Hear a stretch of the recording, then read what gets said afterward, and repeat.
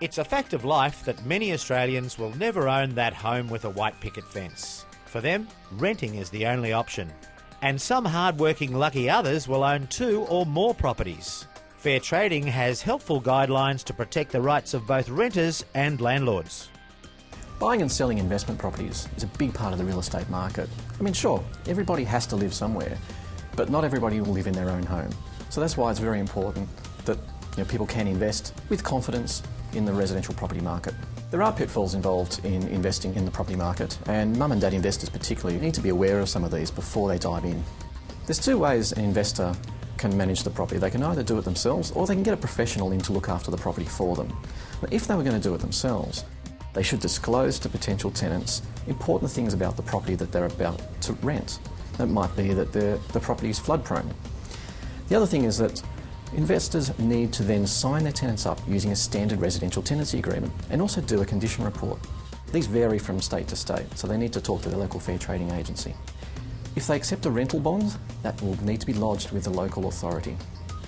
And if they accept rent in cash or cheque, they need to write receipts and keep rent records in case there's disputes about rent later on. If a tenant is late paying rent, don't harass them. There could be any number of reasons why they're late. They might simply have forgotten. A nice, gentle reminder is a good start. After 14 days being late, you can issue them with a notice of termination, and you can lodge an application at the tribunal to seek termination of the tenancy agreement and repossession of the property. If the tenant does pay the rent late, you do have to accept that rent. Rent increases need to be reasonable, and landlords should be mindful of the local market, CPI, and recent improvements to the property that might affect their ability to charge more rent.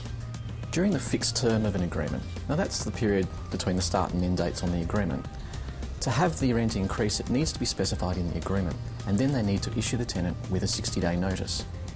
After the fixed term period finishes though, all they need to do is issue the tenant with a notice 60 days before the rent's to go up, telling the tenant how much the rent will be.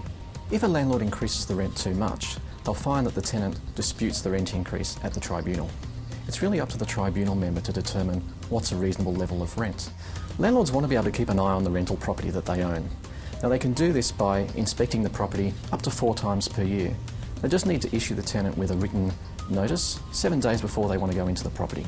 It's of course the tenant's responsibility to maintain the home day to day. And if there is any damage, the tenant needs to report it to the landlord straight away so that landlord can do something about it. If a landlord wants their property back from a tenant, there's a few things they need to keep in mind. If the tenant doesn't leave the property by the date on the notice of termination, the landlord can't just go into the property and turf them out. There is a process that needs to be followed. They need an order from the tribunal terminating the tenancy agreement, and they need a warrant for the sheriff to actually enforce the termination and the eviction of the tenant. There's big penalties that apply if a landlord goes into the property and evicts the tenant themselves. There are other things that investors will have to keep in mind when signing a tenant up. Now, for the full list of their obligations, they can go to our website and have a look, or ring one of our fair trading centres.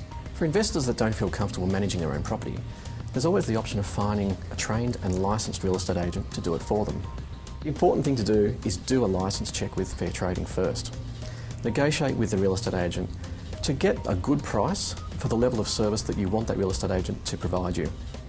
And then when you've agreed on all this, detail it all in a written agency agreement signed by both parties so that if there's a dispute down the track, you can rely on that agreement.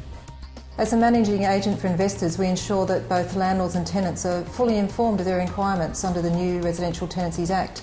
And with our management, our properties are marketed effectively, our tenants are well qualified, our properties are inspected often, and our accounting is prompt. And I think that the transparency of all the transaction and good communication is a huge element of managing a property well for both investors and for tenants. When a landlord appoints an agent will collect the rent, they'll undertake inspections, they'll organise repairs of the property, and they'll often pay regular bills like council rates if asked to do so.